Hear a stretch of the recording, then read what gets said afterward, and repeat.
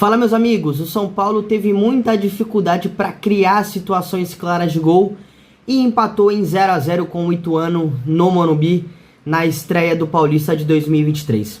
Você sabe qual é a razão disso? Por que o São Paulo teve muita dificuldade? Então vem comigo que nesse vídeo eu te explico taticamente quais foram as principais razões dessa dificuldade de criações claras de gol pela equipe do São Paulo. Eu sou o Vinícius Martins e esse é o canal 4 Linhas. Então você, torcedor são paulino, se inscreva no canal, ative as notificações, curta esse vídeo para você não perder nenhum conteúdo sobre o São Paulo e sobre o Paulistão de 2023. Em oferecimento à Doce Terapia da Lê, os melhores bolos caseiros da Baixada Santista. Frete grátis do canal 1 ao canal 7 em Santos. Link aqui na descrição.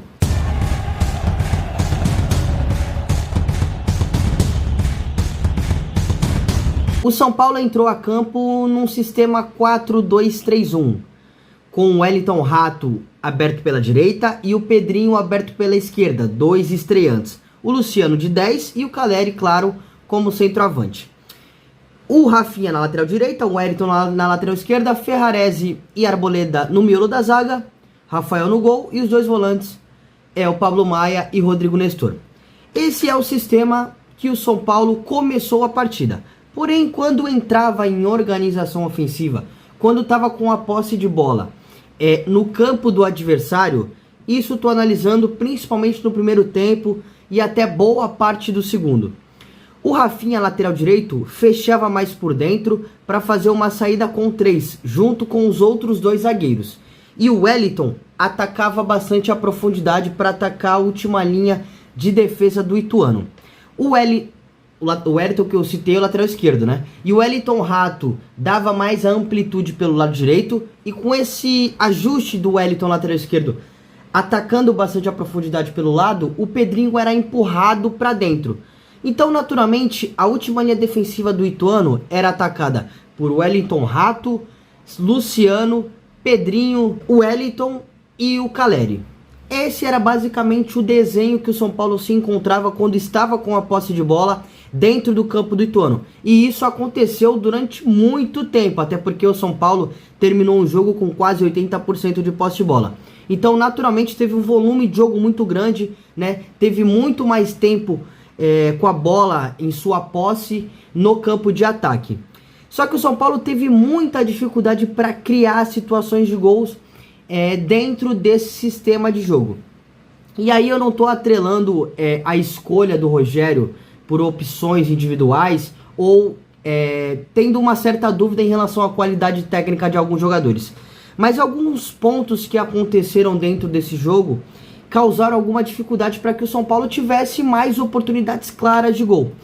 A primeira delas é que quando essa bola, assim, o Ferrarese principalmente é um dos zagueiros que tem uma capacidade de construção muito boa. E aí ele tá ao lado principalmente do Rafinha, que é outro lateral com bastante capacidade de construção. O Rogério já citou isso várias vezes, considera o Rafinha mais um construtor do que um lateral para atacar a profundidade como é o Wellington, por exemplo. E o São Paulo, naturalmente, como foi em 2022, usava bastante os lados para gerar oportunidades de gol, principalmente de cruzamentos, com jogadas pela amplitude, não afunilava bastante o jogo pelo centro. E no ano de 2023, parece, pelo menos nessa primeira partida, que o Rogério está tentando encontrar outras alternativas, não só explorar os lados para tentar chegar à área do adversário, mas sim tentando afunilar o jogo um pouco mais por dentro. E aí foi a primeira dificuldade do São Paulo nessa partida contra o Ituano.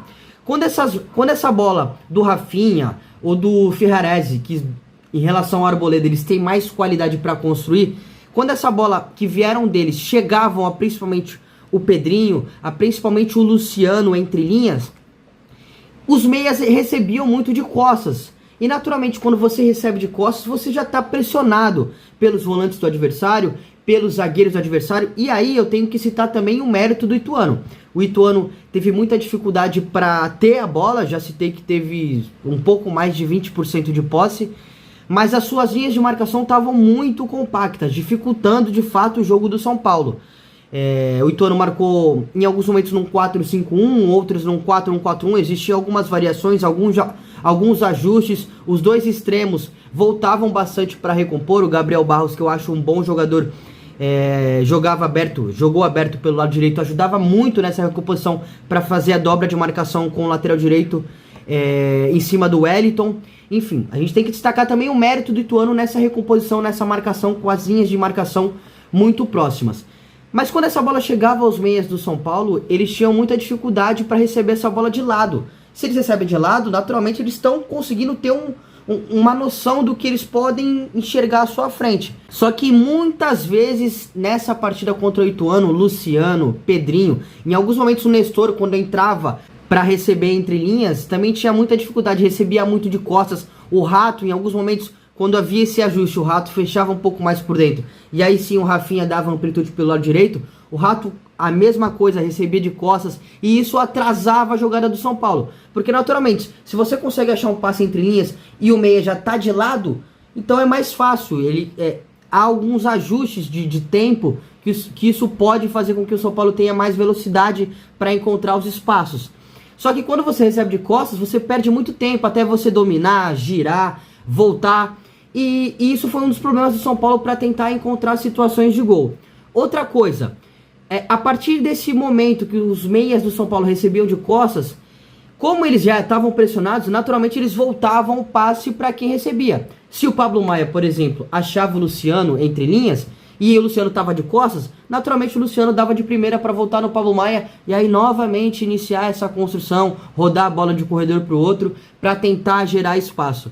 Então o São Paulo foi perdendo muito tempo com isso, muita dificuldade para virar de frente, para receber de lado, para gerar situações de 1 contra 1. E isso foi o primeiro ponto do São Paulo de dificuldade para criar situações. Outra coisa, o São Paulo teve muita dificuldade de movimentos para fazer essa ruptura da última linha de defesa. O Caleri pouco fazia esse facão, o Wellington, que atacava a profundidade pelo lado esquerdo, também não atacava muito, não incomodava, não fazia facão, o Rato a mesma coisa. Então viu os jogadores do São Paulo recebendo muito no pé e infiltrando muito pouco, praticamente não tentando fazer essa ruptura.